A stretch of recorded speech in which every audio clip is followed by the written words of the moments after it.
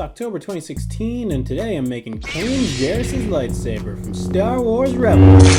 That's great, just wreck the camera. Good job, Jake. For this build, you'll need a Sharpie, scrap PVC pipe, foil tape, metal exterior trim molding from the hardware store, PVC cutter, shallow flange, a rubber door stopper, hot glue, paint, a respirator mask, goggles, silver rub and buff, super glue, a D-ring or a coat hanger, a rotary tool, scissors, razor pens, or a box cutter, and a blue kyber crystal. The top of Kanan's lightsaber is clearly modeled after Luke's, so let's just cut up a Graflex here and...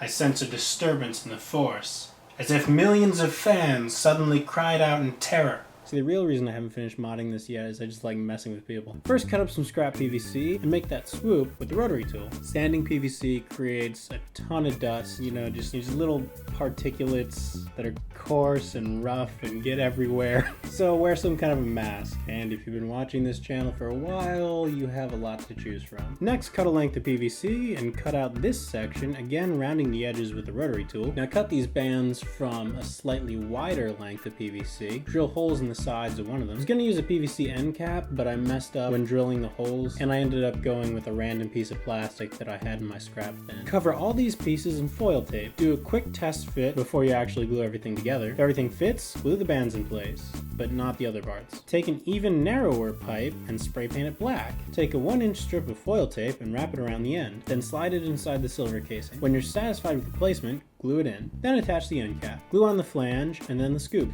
So in the show, Kanan's lightsaber comes apart, and you can build it that way really easily. You just have to use the PVC cutter to chop the core in half, and then use an even narrower length of PVC to attach it. But the more things that I put on the interior of this, the harder it will be to make it an effective stunt weapon, because I build these things to use as movie props, so I'm just building this as one solid piece. I cut the control box out of scrap EVA foam just because I have a ton of scrap EVA foam for some reason, and I sanded a curve in the back so that it would match up with the curve of the handle better. Then I colored it black with a Sharpie, and I hot glued it to the saber. I used cut up pieces of brass exterior molding that I found totally by accident at the hardware store, and glued the pieces to the control box. Cut 5 thin strips of rubber. I used a rubber door stop left over from the very first lightsaber I built, getting a lot of use out of those scrap materials. Cut T-shaped strips for the detail below the flange. Coat those T-strips in rub and buff because they look like they're supposed to be a sort of dulled silver, and attach all of them with super glue. Hot glue isn't gonna work. For the belt loop, I cut the hook off of a coat hanger with some appropriately sized snips. Tin snips, not the character from Clone Wars. I know too much about Star Wars. No such thing! Use pliers to bend the ends inward and fit them into the holes in the end cap. I also attached a random machine screw for the button left over from the X-carve.